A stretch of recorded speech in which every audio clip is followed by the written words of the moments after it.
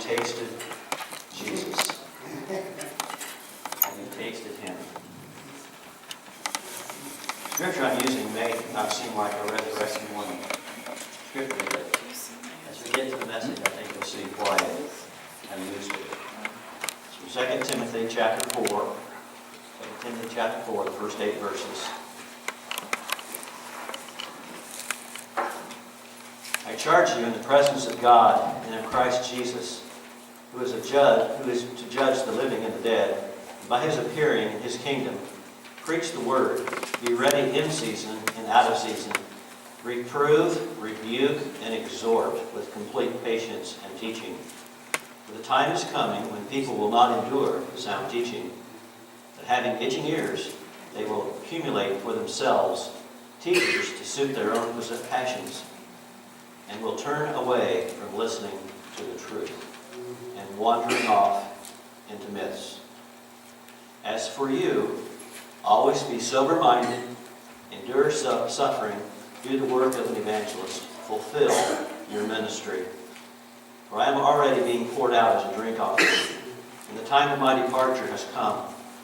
I have fought the good fight, I have finished the race, I have kept the faith. Henceforth there is laid up for me the crown of righteousness, which the Lord, the righteous judge, will award to me on that day. And not only to me, but also to all who have loved His appearing. Now I'm sure that probably most of us here today have either read or heard of Dr. Seuss. He wrote a lot of books. The one we're going to think about a little bit this morning is Green Eggs and Ham. Green Eggs and Ham. And just in case you haven't heard of that book or read that book, we're going to have it read here for you this morning.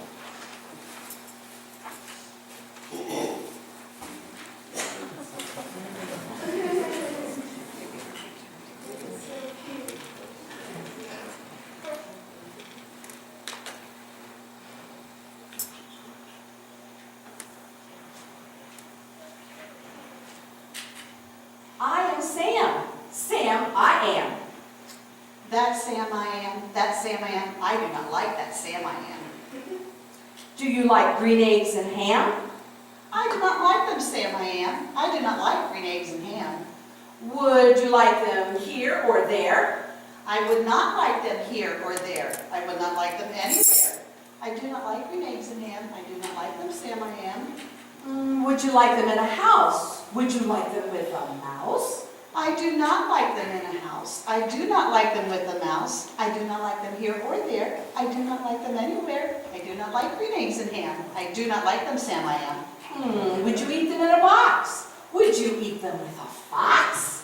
Not in a box, not with a fox, not in a house, not with a mouse. I would not eat them here or there. I would not eat them anywhere. I do not like green eggs and ham. I do not like them Sam I am. Could you, in a car, eat them? Eat them! Here they are! I could not, would not, in a car. You may like them. You will see. You may like them in a tree. I would not, could not in a tree, not in a car. You let me be.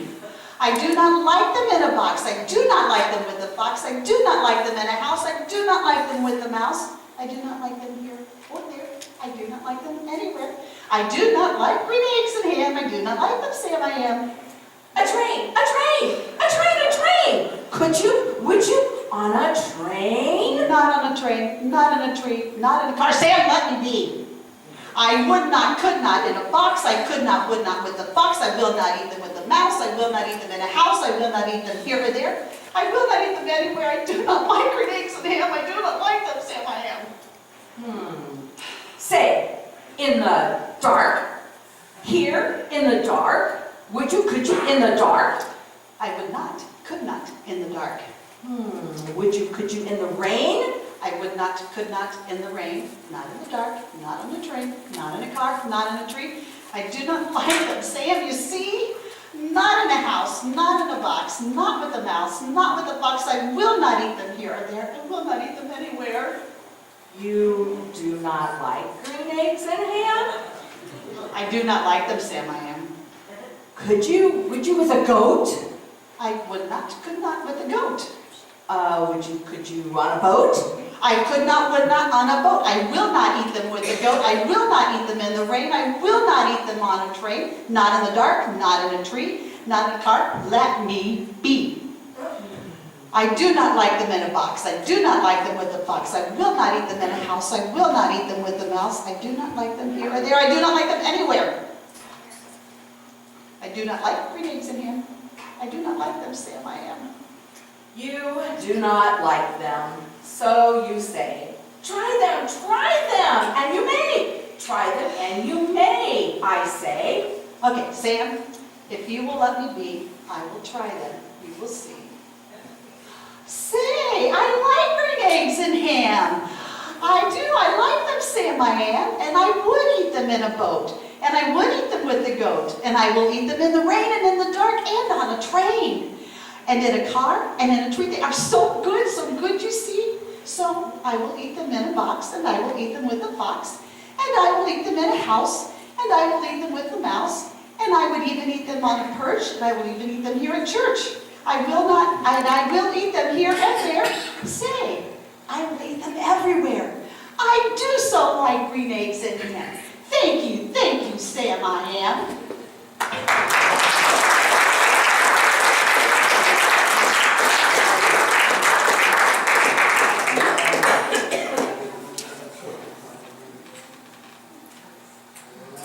Probably wondering, what in the world does green eggs and ham have to do with the message on the resurrection today?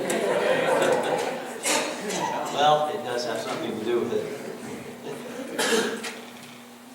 In 2 Timothy 4, Paul's writing to Timothy from prison. He knows he's probably going to be executed shortly. He realized how critical it was for Timothy to stay faithful and keep preaching what Paul had taught him. You see, the fate of many people depended upon Timothy being faithful to all the things Paul had given him. There comes a day when Jesus will come again. And according to 2 Timothy 4, verse 1, it says, when he comes, he will judge the living and the dead. Paul was commanding Timothy to stand in the gap, to carry on, to keep the work of preaching the gospel going. You and I, we have to tell people about Jesus and try to get them to taste him. Because just like Sam I Am and Sam I Am's friend, we may not think that Jesus is worth trying, but when we try him, we find out he's pretty good. And he does some amazing things for us in our life. So I want to share with you 3 principles from green eggs and ham that I think will help us share Jesus with other people. First, we can expect some rejection. Sam I Am's friend was pretty adamant that he didn't like green eggs and ham, even though he hadn't tried them. But once in a while, we're going to run into somebody who just doesn't want to try Jesus. And when that happens, we may feel a little rejected.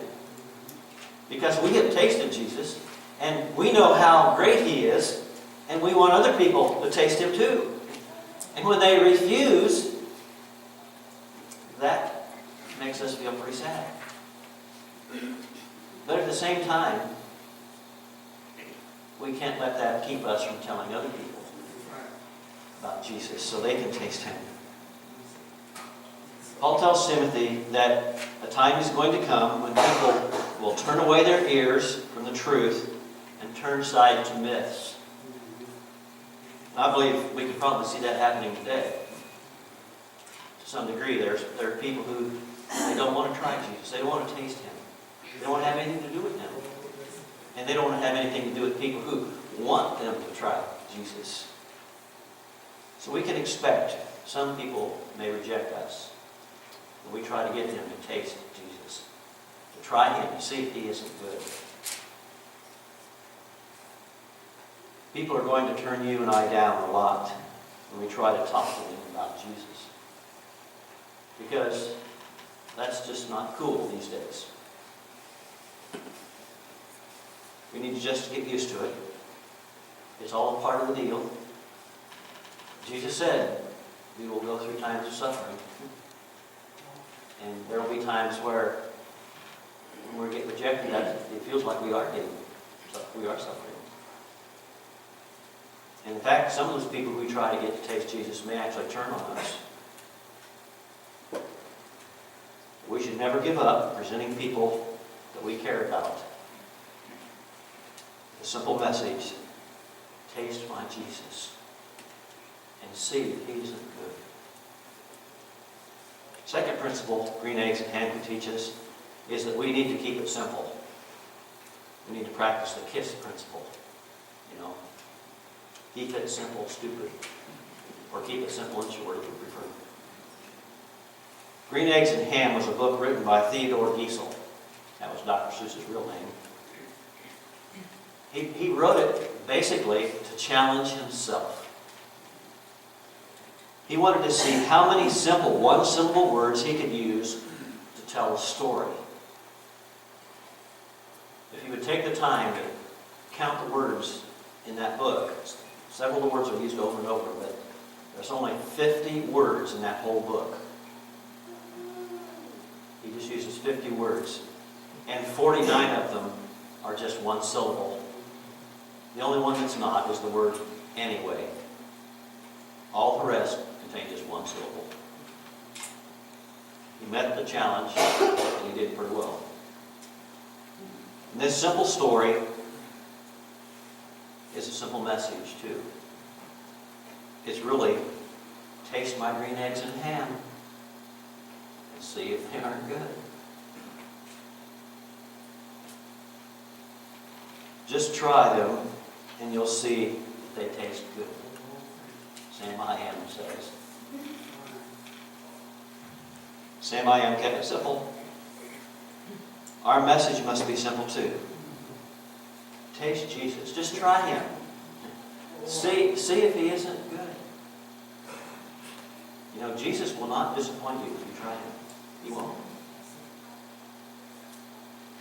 Taste Jesus. That's our message. Nothing else really matters other than trying to get people to taste Jesus. To try him. There are people who don't think they're good enough to try Jesus. There are people who think they've got to get rid of things in their life before they try Jesus. But they don't have to. You see, you come to Jesus, you taste him, you try him, he will help you get rid of all that stuff. He will. We sing the song, Just As I Am. That's all we have to do. Just come to Jesus. Just taste Jesus just as you are. And see if he isn't good. There's a third principle here from Green Eggs and Ham. We need to stay on course. We need to stay on course. There's a lot of things going around these days to get us off track, to keep us from sharing the gospel, to keep us from telling people about Jesus. We can get so busy doing other stuff that we just rob God of the time we ought to be giving him. There are just so many things, and even in the church, I think, we can get so involved in doing things in the church that we don't take the time to talk to people about Jesus. Because we think, well, I'm so involved in the church, that ought to be good enough. But it's not good enough. Jesus didn't say, go into all the churches and preach the gospel. He said, go into all the world and preach the gospel. And that's what we've got to do. Sam I Am never strayed from his objective of saying, try my green eggs and ham. He kept repeating his offer over and over, changing it here a little bit, changing it there, trying to get his friend to try. Jesus. He stayed on message. He didn't get sidetracked. He simply kept trying to get his friend to taste Jesus. Taste green eggs and ham. The message of Easter is a simple message. We saw it on the opening video. It's a message of resurrection. It's a message of hope. We should not allow ourselves to get sidetracked from that simple message. Giving hope to people. Trying to get people to taste Jesus. Preachers, buildings, music, youth programs, money, all kinds of things can get us off track. But we've got to keep the main thing, the main thing. Don't get sidetracked. Have you tasted my Jesus? Imagine most of us here today haven't. So no matter what approach we use,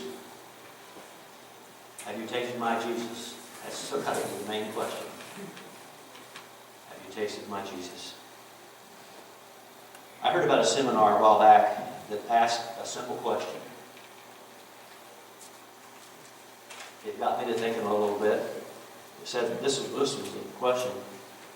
If you didn't like opera, what would it take for you to go to the opera? I don't like opera myself. Maybe some of you do. But let's say you don't like opera. What would it take to get you to go to listen to an opera, to see an opera? Well, this was the conclusion of that seminar. What would convince you to go to the opera? Maybe it would be you got free tickets. You might go. Or maybe if there was a really fancy, expensive meal before or after, maybe you would go then.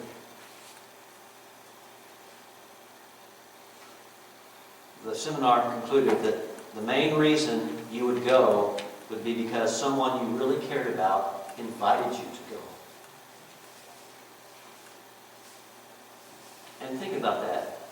Even though I don't like opera, if someone who I really cared about wanted me to go with them, I probably would go.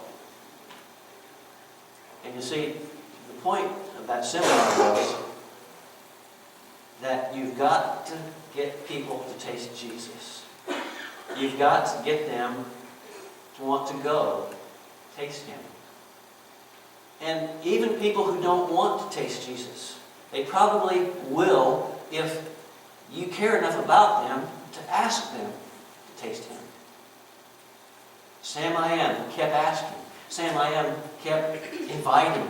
And finally, Sam I Am's friend tried the green eggs and ham, and guess what? He liked them once he tried them.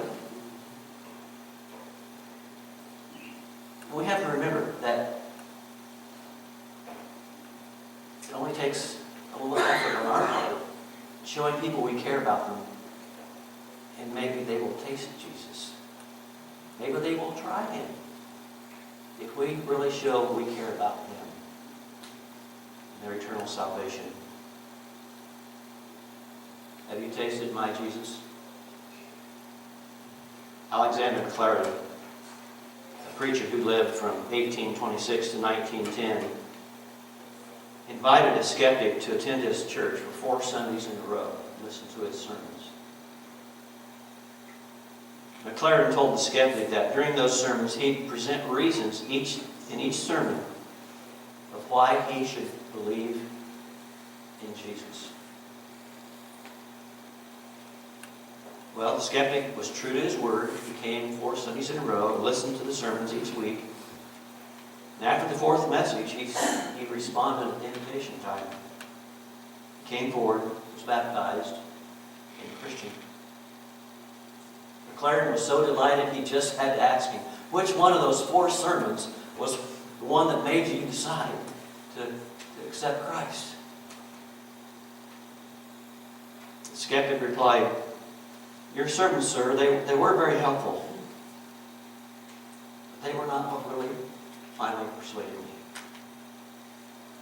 After one Sunday as I helped an elderly lady on the slippery sidewalk. She looked up into my face and she said, "I wonder, do you know my Jesus? Do you know my Lord and Savior? I really hope you do." With that woman, there was only one theological question that was really important. Have you tasted my Jesus? Have you tried him?